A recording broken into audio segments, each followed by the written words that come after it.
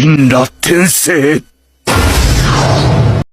Apa yang sebenarnya membuat seseorang terlihat menakutkan? Apakah karena kekuatan? Atau karena jumlah korban yang ia jatuhkan? Jika itu jawabannya, maka cerita Naruto seharusnya dipenuhi sosok yang lebih mengerikan dari Pain. Namun, kenyataannya tidak. Karena ketakutan yang dibawa Pain bukan sekadar kehancuran. Ia membawa sesuatu yang jauh lebih dalam. Sebuah keadilan yang tidak ingin didengar siapapun.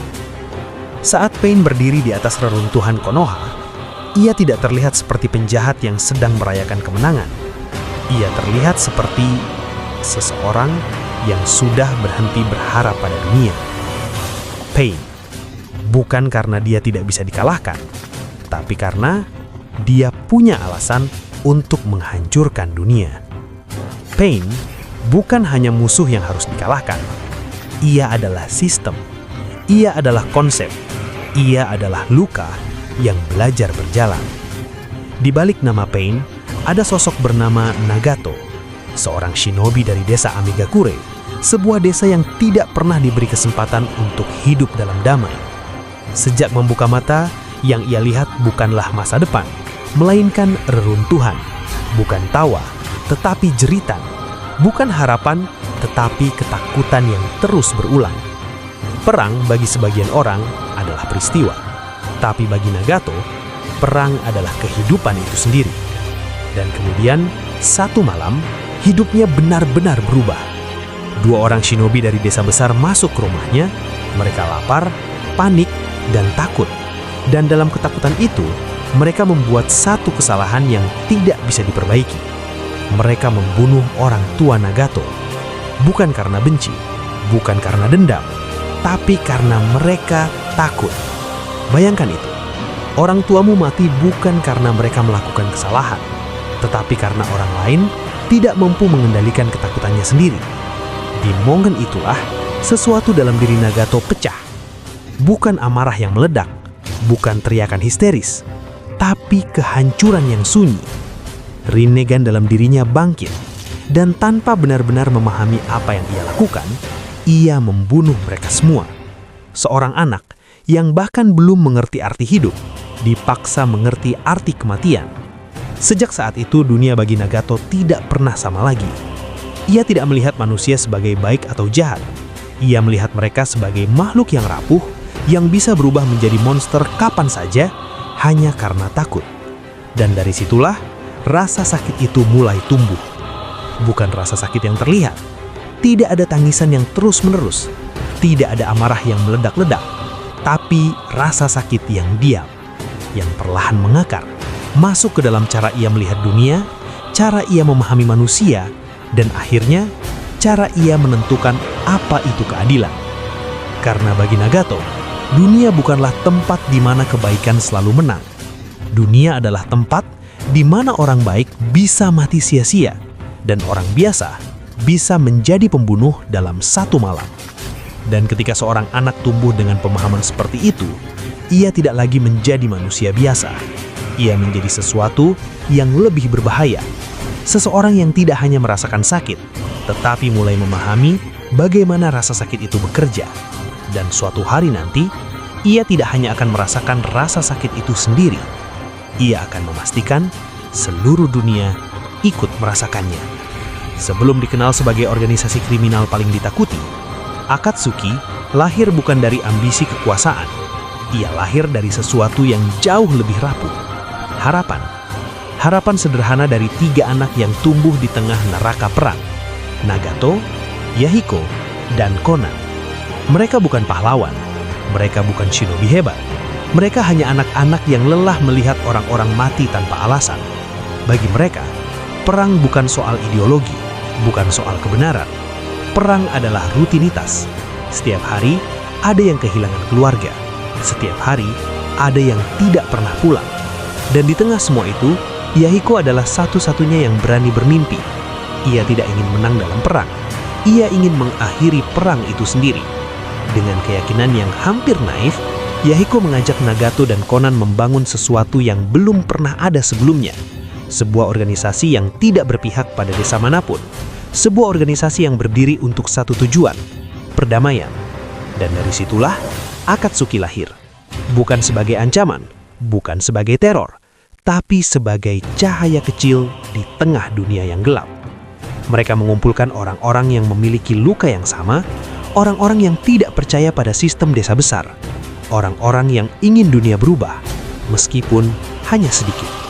Untuk pertama kalinya, Nagato melihat sesuatu yang berbeda, sesuatu yang tidak ia temukan sejak kematian orang tuanya, harapan.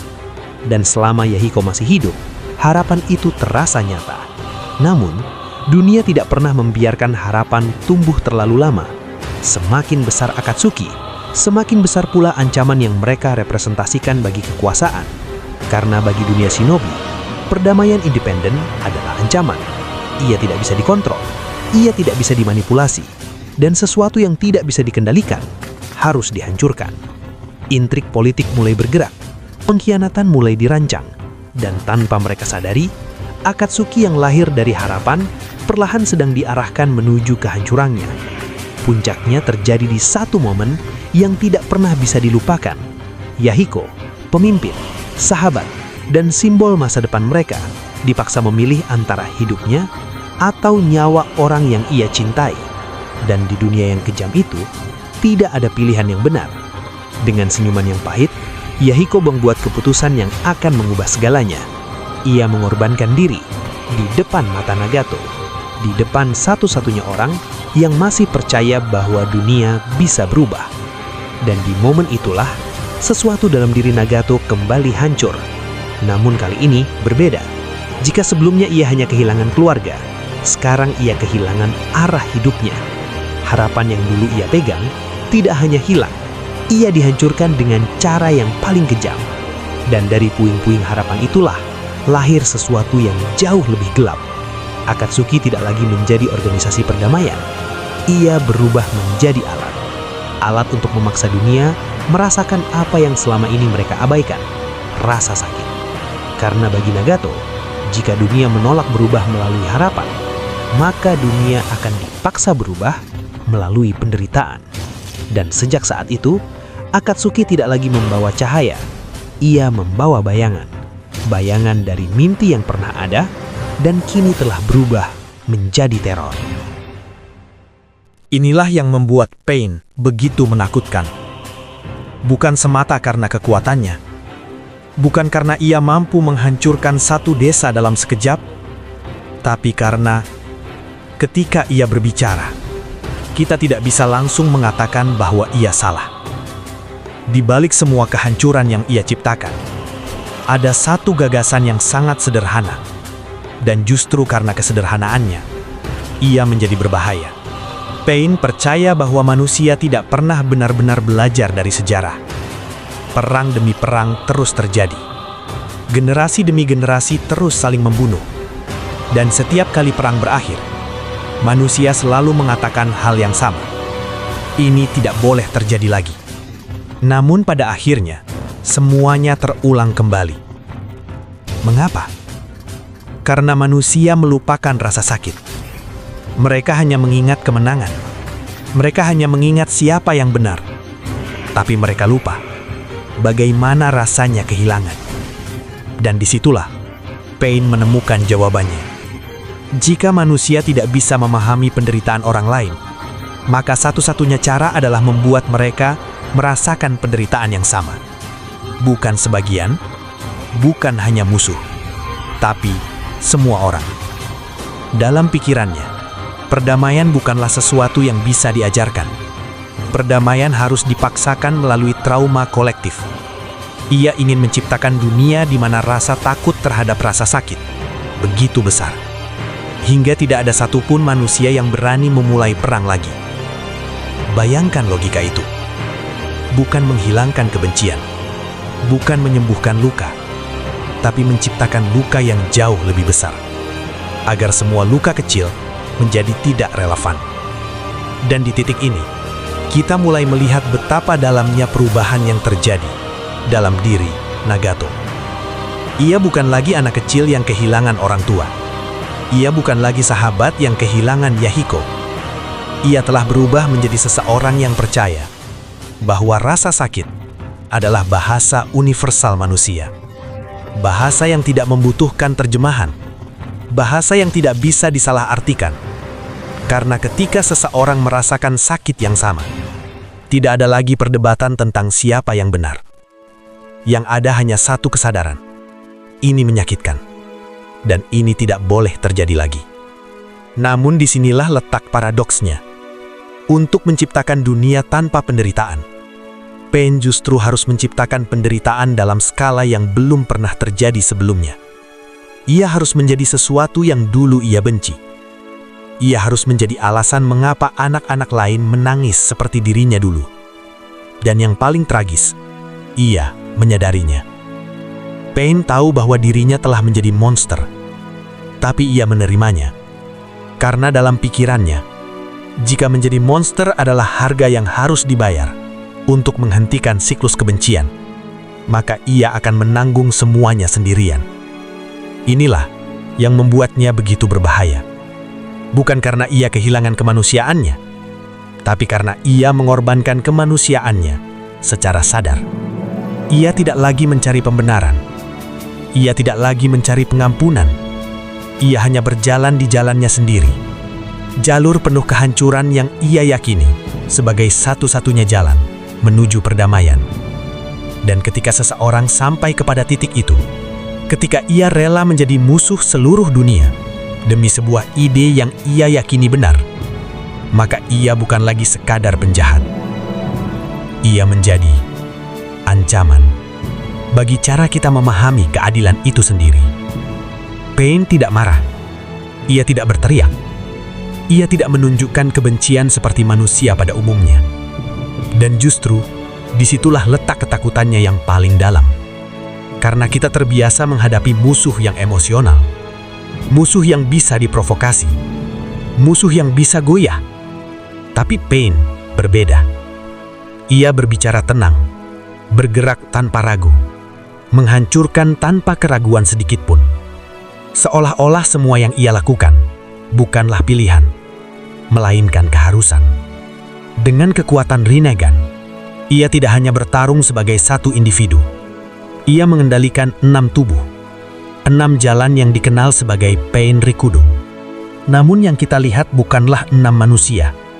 Yang kita lihat adalah satu kehendak yang terbagi menjadi 6 bentuk. Ini bukan sekedar kekuatan fisik. Ini adalah simbol. Simbol bahwa Pain telah melepaskan identitas manusianya. Ia tidak lagi hadir sebagai Nagato. Ia hadir sebagai sesuatu yang lebih dingin, lebih jauh, lebih tidak terjangkau.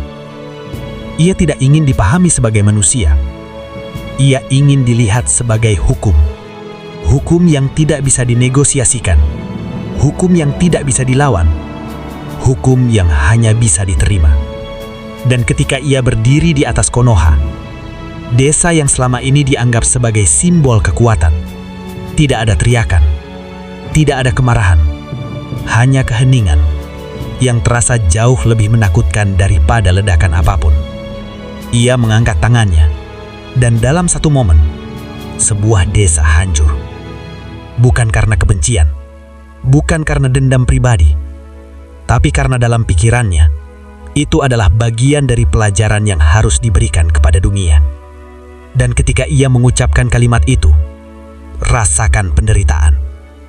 Ia tidak mengatakannya seperti ancaman, tidak seperti musuh yang ingin menakut-nakuti. Ia mengatakannya seperti seorang hakim yang membacakan vonis, datar, tenang, tanpa emosi. Dan justru karena itu, kata-kata itu terasa lebih berat, lebih nyata, lebih tidak bisa dihindari. Di titik ini, Pain tidak lagi terlihat seperti manusia. Ia terlihat seperti sesuatu yang lebih besar, seperti representasi dari konsekuensi itu sendiri, bahwa setiap kebencian yang pernah dibiarkan, setiap perang yang pernah dimulai, setiap penderitaan yang pernah diabaikan, akhirnya kembali, bukan sebagai cerita, bukan sebagai sejarah, tapi kehancuran yang nyata. Namun di balik semua itu, ada satu hal yang sering tidak disadari. Pain yang terlihat tanpa emosi. bukan karena ia tidak memiliki perasaan, tapi karena ia telah menekan semuanya terlalu dalam. Semua kesedihan, semua kehilangan, semua rasa sakit. Ia menguburnya agar bisa terus berjalan di jalan yang ia pilih. Karena jika ia berhenti sejenak saja, jika ia membiarkan dirinya kembali merasa sebagai manusia, maka semua yang ia bangun, semua keyakinannya akan runtuh dalam sekejap. Dan mungkin itulah tragedi terbesar dari Paine.